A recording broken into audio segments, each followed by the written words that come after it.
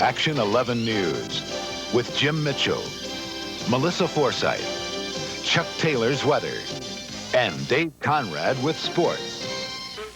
You won't see many more Steve Beshear ads criticizing John Y. Brown in the remaining days of the primary campaign. Mark Hebert is standing by live at Beshear headquarters to tell us why the lieutenant governor's tactics have changed. Mark?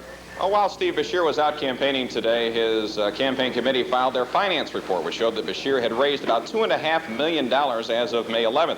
And as you can see, much of that money was spent on mail-outs that you'll be getting in Jefferson County here in a few days. Volunteers here at the Jefferson County Beshear headquarters are stuffing them now.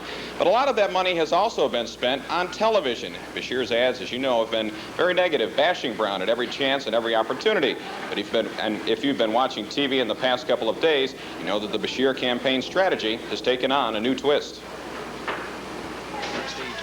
In the past few days, Beshear has been doing very little Brown bashing and more Steve Beshear pushing. Well, as part of our campaign strategy, we're moving into the last 10 days to 2 weeks, and we want to make sure that people understand what Steve Beshear's all about. So now the lieutenant governor is concentrating on issues and why he would make a good governor instead of why he thinks Brown was or would be a lousy one. Beshear is also pulling back from earlier criticism of Brown's gambling and associations with convicted drug dealers. But Beshear insists that the negative TV ads he ran earlier haven't hurt his campaign. No, I think our advertising has been very effective because we're in now a very close race with John Y. Brown in terms of winning this governor's race. Beshear is talking about crime, jobs, education. What you're doing by getting a good education is making sure that when you get out of school later on and when you grow up, you'll be able to get a good job. And utility rates. I can assure the consumers of Kentucky that as their next governor, this imbalance will be corrected.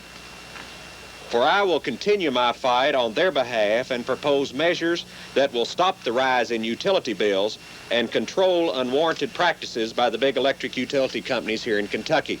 And Beshear says he'll continue to talk about issues and Steve Beshear, not about John Y. Brown Jr., as he tries to catch the frontrunner in the final 8 days of this primary election.